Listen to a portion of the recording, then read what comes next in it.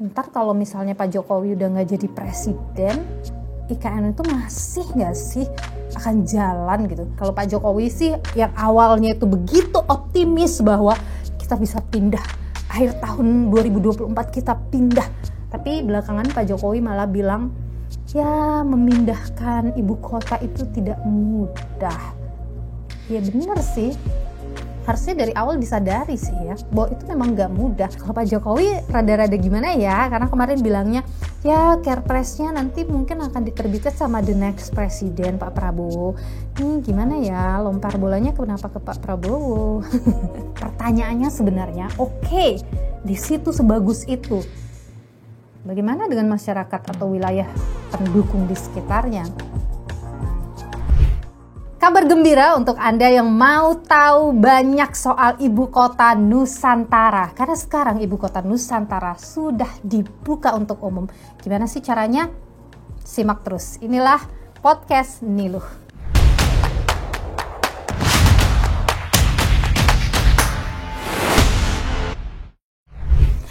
Oke, jadi Ibu Kota Nusantara yang selama ini selalu tertutup, bahkan kami awak media itu buat masuk ke IKN itu juga melalui persyaratan yang panjang, perizinannya harus ke sana ke sini dan sebagainya ya. Tapi sekarang per 16 September 2024 semua orang boleh datang ke Ibu Kota Nusantara.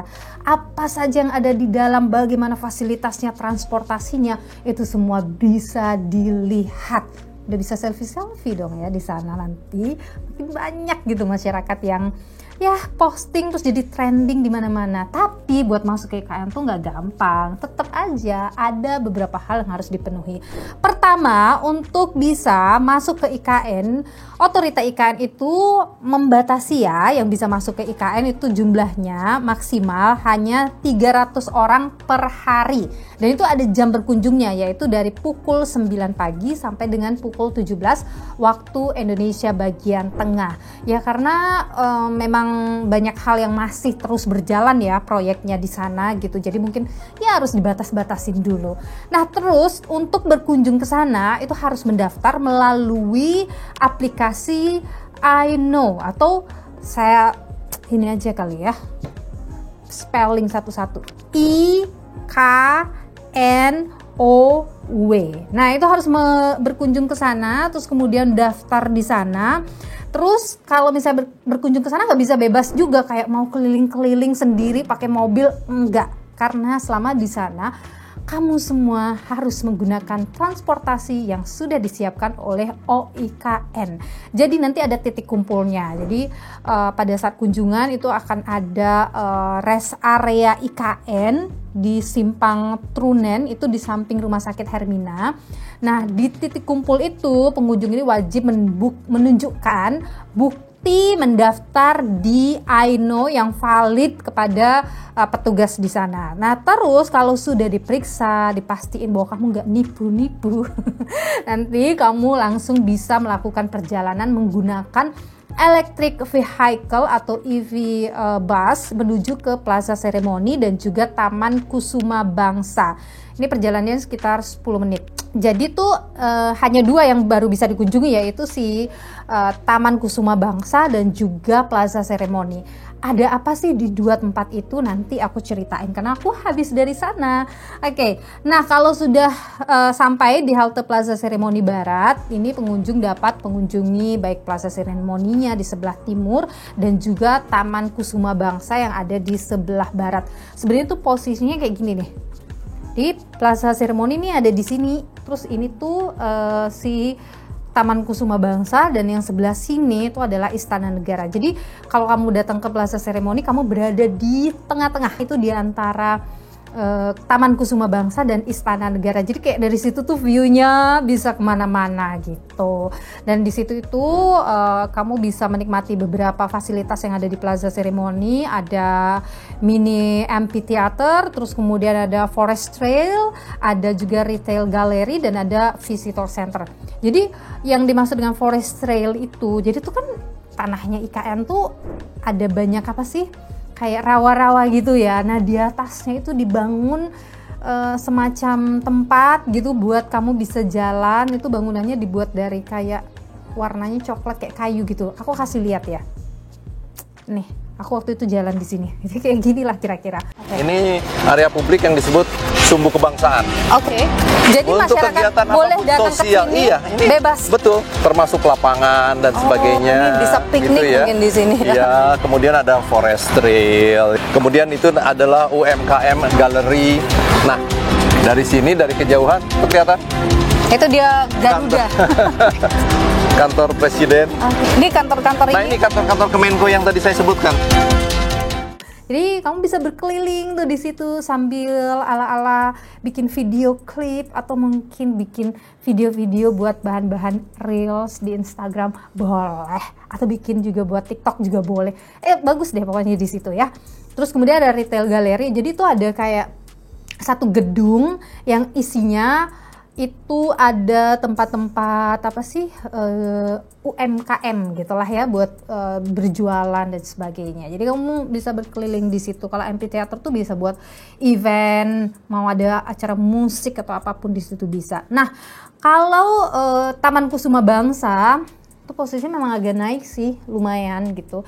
Di Taman Kusuma Bangsa itu tuh sebenarnya untuk kayak tempat perenungan. Di situ ada patung si sayapnya Garuda, terus pandangannya itu lurus, itu langsung si patung Garuda, istana negara, istana kepresidenan, dikelilingi, yang mana tuh dia dikelilingi dengan kantor-kantor, ada 4 Kemenko di situ. Nah, Kemenko 1, 2, 3, 4. Sementara sih disebutnya begitu ya, karena belum tahu nih Kemenko apa yang akan menempati si masing-masing kantor itu nanti akan jadi semacam sharing office buat pemerintah atau kementerian yang akan pindah ke sana lebih awal. Sekarang sih belum tahu ya sudah seberapa persen gitu di sana.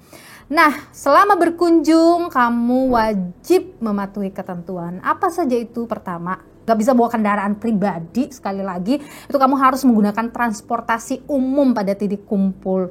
Terus jaga kebersihan dan no merokok. Jadi kamu gak bisa merokok di sana. Terus dilarang juga memasuki area yang bukan sebagai area berkunjung, dan pastinya kamu harus mematuhi seluruh arahan dari petugas di lapangan. Gimana? Sudah pengen datang ke sana? Jangan lupa untuk buka I know oke. IKNOW. Silakan buka di sana, coba daftar deh. Tapi gini, sebenarnya IKN ini tuh masih jadi perbincangan publik ya. Kayak orang semua masih merasa khawatir dengan IKN, masih kayak bertanya-tanya mungkin gak sih IKN ini akan jadi gitu. Atau ada pertanyaan, ntar kalau misalnya Pak Jokowi udah gak jadi presiden, IKN itu masih gak sih akan jalan gitu. Tapi kalau aku nih, berdasar dari kunjungan aku ke IKN, aku bilang sih harus ya. Kayak sudah sekian banyak gitu uang yang dikeluarkan oleh pemerintah untuk membangun satu kota. Jadi kota ini tuh benar-benar dibangun dari nol dengan semua modernnya, dan kemudian kalau aku bilang fasilitasnya itu luar biasa gitu. Itu sayang aja gitu kalau sampai nggak jadi gitu. Sudah berapa triliun uang yang dikeluarkan untuk membangun tuh, kalau nggak jadi ngeri.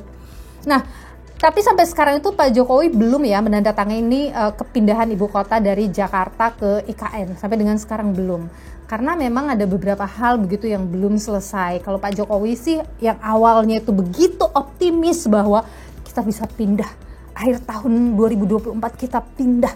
Tapi belakangan Pak Jokowi malah bilang, ya, memindahkan ibu kota itu tidak mudah. Ya bener sih, harusnya dari awal disadari sih ya, bahwa itu memang gak mudah. Kita memindahkan orang gitu ke sana, itu gak semudah kita mau pindahan rumah gitu. Pindahan rumah aja kita kayak masih sangat berhati-hati gitu. Ini mau memindahkan sebuah kota, itu tidak hanya bangunan, tapi itu ada manusianya di dalamnya, itu memang gak mudah. Dan ya kalau dalam beberapa wawancara Pak Jokowi, termasuk waktu saya wawancara ke sana juga dengan Kasatgas Pembangunan IKN, itu mengatakan memang ini akan butuh waktu yang sangat panjang, sekitar lebih dari 20 tahun gitu, untuk kemudian orang benar-benar kota itu jadi dan benar-benar dipindahkan. Nah, PR-nya sekali lagi, anggarannya nyampe nggak sih buat 20 tahun itu yang masih jadi pertanyaan orang. Kalau kita lihat Amanat Undang-Undang Nomor 3 Tahun 2022 tentang IKN, pemindahan ibu kota negara itu dilaksanakan lewat penerbitan Kepres. Jadi selama Kepres itu belum diterbitkan, itu Jakarta akan tetap menyandang status ibu kota. Kalau Pak Jokowi rada-rada gimana ya? Karena kemarin bilangnya, ya Kepresnya nanti mungkin akan diterbitkan sama the next presiden Pak Prabowo. Ini gimana ya? Lompar bolanya kenapa ke Pak Prabowo? Oke, baik Pak Prabowo, mudah-mudahan jadi ya nanti ya. Jadi pemindahan ibu kota ini masih menanti kesiapan ekosistem di IKN sebelum ditandatanganinya. Nah, Jokowi ini menekankan bahwa pemindahan ke ibu kota Nusantara itu harus benar-benar siap dari semua aspek. Itu katanya sih harus dikalkulasi ya. Emang iya sih gitu. Tapi kalau kita lihat sih sampai dengan akhir 2024 ya, beberapa hal memang sudah rada jadi ya. Ada kantor Istana Negara dan Istana Kepresidenan. Jadi itu ada 2 istana ya. Istana Kepresidenan tuh depan tuh itu sebagai tempat tinggalnya presiden. Terus Istana Negara itu ada di belakangnya. Itu sebagai tempat kerja presiden. Nah, di belakangnya itu baru dia kemudian kayak dilindungi oleh yang namanya patung Garuda itu. Nah, kemudian di sebelah sisi kanan dan kiri dari istana itu ada kantor Kemenko. Kemudian keluar lagi dari kantor Kemenko itu ada yang aku udah lihat gitu ya, seperti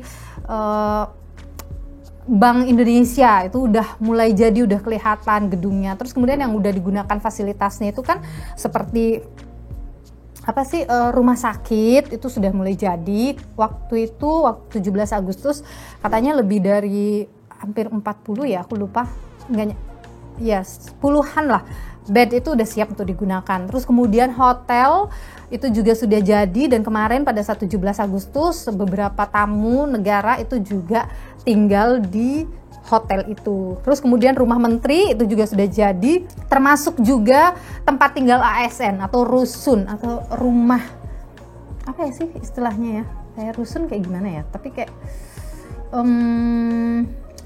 ya rumah untuk ASN tinggal itu juga sudah jadi beberapa tower. Memang belum ditarget semua tower jadi ya di 2024 ini, tapi itu sudah bisa menampung ratusan pegawai negeri sipil ya di sana. Dan sekali lagi tahap 1 pembangunan IKN ini sudah hampir rampung di akhir 2024 ini. Dan seperti aku juga ngobrol dengan Kasatgas Pembangunan IKN, itu mengatakan bahwa akhir tahun itu fasilitas ASN itu sudah jadi dan sudah bisa. Kalau mau pindah udah pada bisa. Nah, aku mau cerita, waktu aku datang ke sana itu si rumah ASN-nya itu aku udah datengin gitu kan, aku masuk, dan memang dia menggunakan smart system. Itu semuanya didesain sebagai bangunan-bangunan yang ramah lingkungan dan kemudian memanfaatkan cahaya dari lebih banyak menggunakan cahaya luar gitu. Jadi kayak mengurangi lampu, terus kemudian AC tidak digunakan banyak gitu. Jadi lebih menggunakan fan atau kipas angin seperti itu. Jadi ya beberapa hal didesain, termasuk juga gedung perkantorannya seperti Kemenko itu juga didesain ramah lingkungan. Dan bahkan itu dari ini kan ada 2 ya, kayak ini istana nih di sini, terus ini tuh kan diapit gitu ya sama si kantor-kantor Kemenko. Ini kalau dari satu Kemenko ke Kemenko yang lain itu tuh sebenarnya nggak perlu naik kendaraan umum karena dekat banget, dan mereka dibuatin kayak jembatan penyeberangan. Jadi ya nggak harus pakai kendaraan lah di sana, kecuali dari sini mau ke sini itu nggak butuh kendaraan juga sih sebenarnya, jalan kaki aja ngelewatin si Plaza Seremoni itu udah cakep deh buat jalan kaki, sering-sering 10.000 langkah bisa tercapai kalau tinggal di IKN. Nah, waktu aku kesana aku juga datang ke rumah dari para menteri ya yang sudah rampung. Ada beberapa rumah yang sudah rampung gitu. Waktu itu saya datang ke rumah yang ditempati oleh Menteri PUPR Pak Basuki waktu itu. Jadi sebenarnya rumah itu kalau aku bilang rapi ya. Orang bilang fasilitasnya mewah sekali, tapi kalau saya lihat oke, untuk sekelas menteri begitu itu terdiri dari di atas itu 3 kamar tidur, 1 kamar utama di atas, kemudian di bawah itu ada 1 tempat tidur, ada ruang kerja menteri, terus kemudian ada teras yang luas yang bisa melihat pemandangannya ada gunung, terus kemudian dan juga perkantoran di ibu kota Nusantara. Untuk rumah ASN itu ada 3 kamar tidur, 1 kamar tidur utama, 2 kamar tidur anak dengan 2 kamar mandi. Terus kemudian ada ruang cuci, kemudian ruang tamu yang lebih, konsepnya tuh lebih terbuka gitu, menggunakan fan karena dia memang didesain untuk ramah lingkungan. Terus kemudian menggunakan pintu akses ya seperti di apartemen ya, jadi dia nggak pakai kunci gitu, tapi dia pakai pintu akses seperti di hotel-hotel gitu dengan balkon yang luas. Dan itu view-nya langsung hutan juga. Itu sih 4 tower ya, yang 47 rusun ya. Itu akan dirampungkan gitulah di akhir 2024. Waktu saya datang itu sekitar 2 tower yang sudah sangat ready waktu itu, dan bahkan juga sudah ditempati oleh beberapa ASN. Hal yang menarik sebenarnya dari ibu kota Nusantara ini adalah dia menggunakan konsep smart building. Dia itu ramah lingkungan dan dia konsepnya smart city itu. Jadi kalau misalnya kita ke sana itu tidak akan ada lagi nanti kendaraan-kendaraan umum yang yang biasa ya, karena semuanya di sana itu akan menggunakan kendaraan listrik. Terus kemudian tidak akan lihat tuh kabel berseliweran di atas atau ada gangguan kabel-kabel telepon di atas, nggak ada, karena semuanya itu sudah ada dalam tunnel.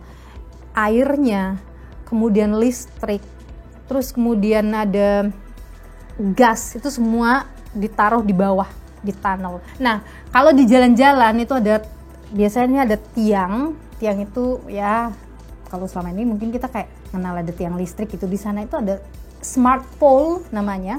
Itu tiang yang kemudian dia sudah mendeteksi banyak hal, baik itu dari kelembaban udara, terus kemudian juga polusinya. Jadi tingkat pencemaran udara di situ seperti apa, kemudian juga debu, itu semuanya akan dideteksi. Dan di smart pole itu ada lampu, yang mana lampu itu semuanya di sana itu menggunakan tenaga surya. Jadi sudah tidak lagi ada listrik dengan batu bara gitu, tapi semuanya di sana menggunakan tenaga surya dan itu sudah disiapkan semua. Itu yang dimaksud oleh mereka bahwa akan menjadi smart city yang juga semuanya itu ramah lingkungan.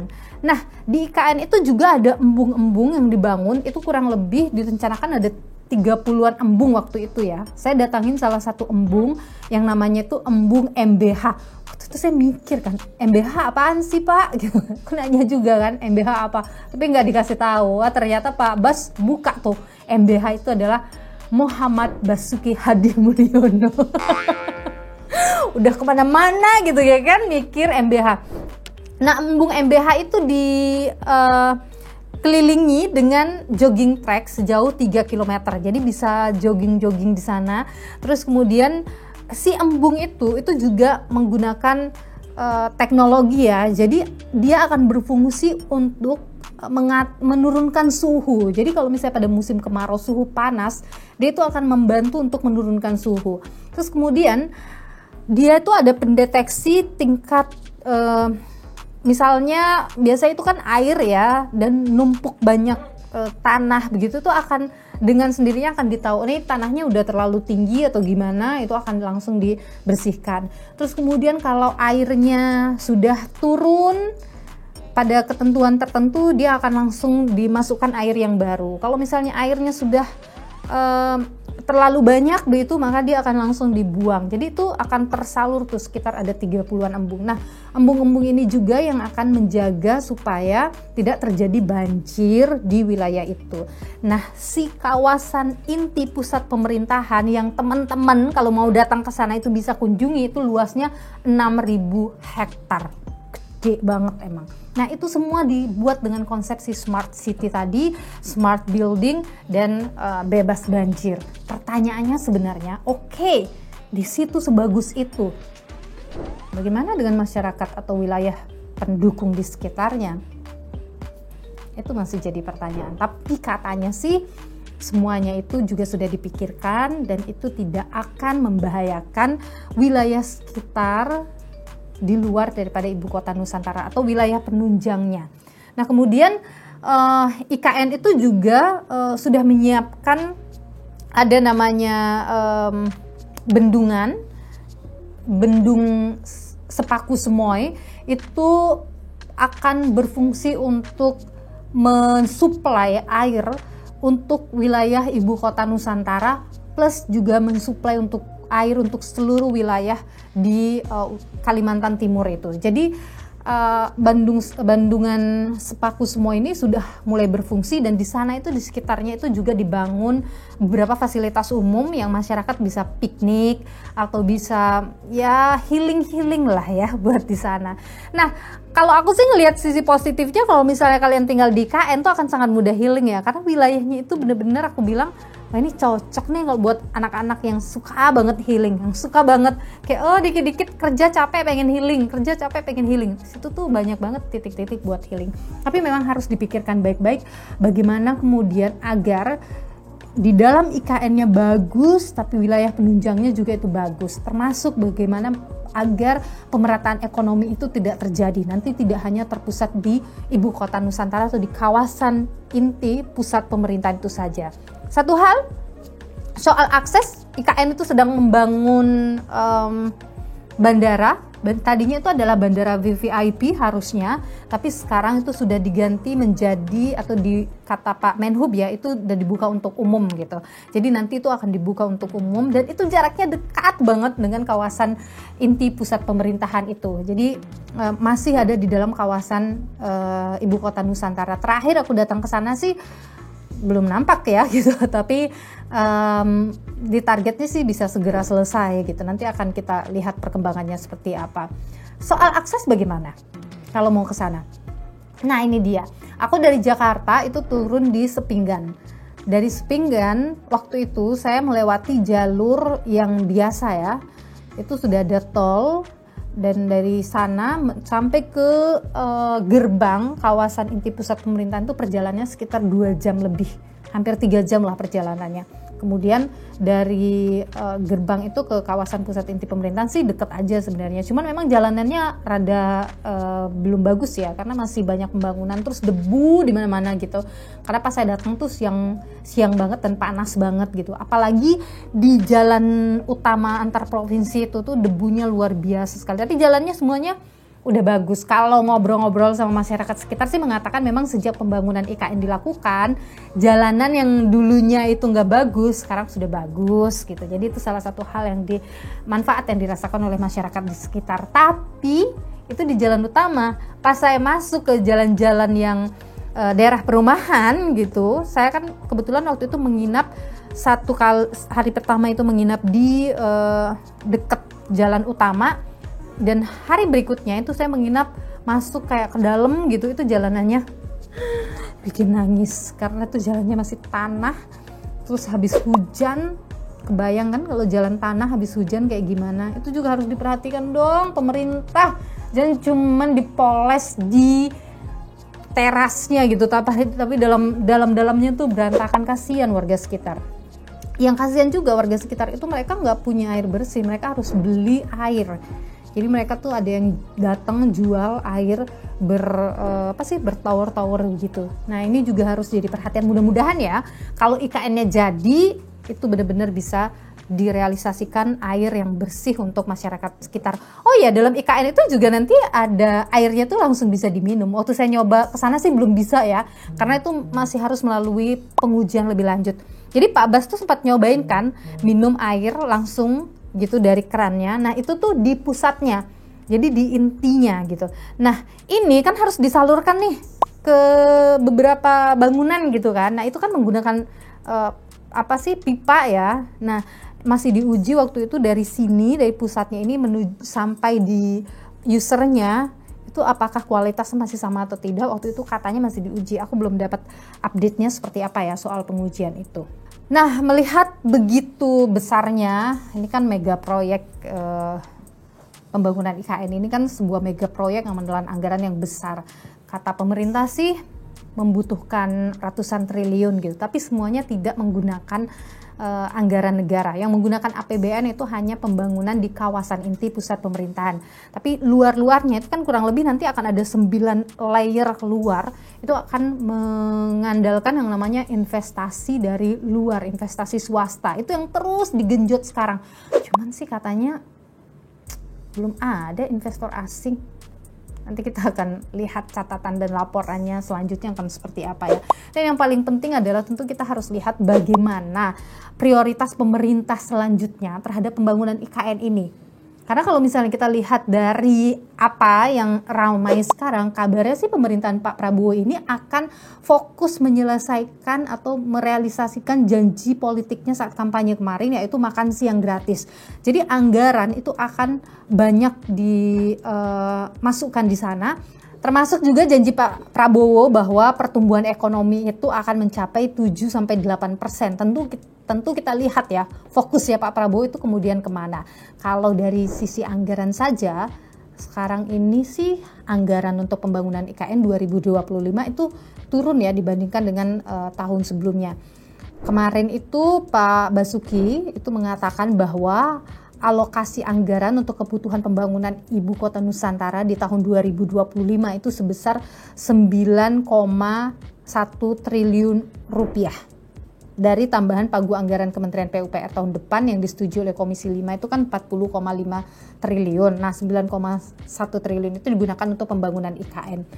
Nanti itu akan dibagi untuk Dirjen Bina Marga, Dirjen Cipta Karya, dan juga Dirjen Perumahan, yaitu tadi jalan, terus kemudian sarana prasarana, dan juga rumah untuk ASN. Saya sih berharap IKN itu jadi. Meskipun pelan tapi jadi. Kenapa? Bukan apanya. Ini anggaran yang dikeluarkan banyak sekali. Sayang kalau sampai nggak jadi. Jadi gimana? Kamu mau datang ke IKN nggak? Atau kamu mau pindah ke IKN? Saya Niluh Puspa. Sampai jumpa.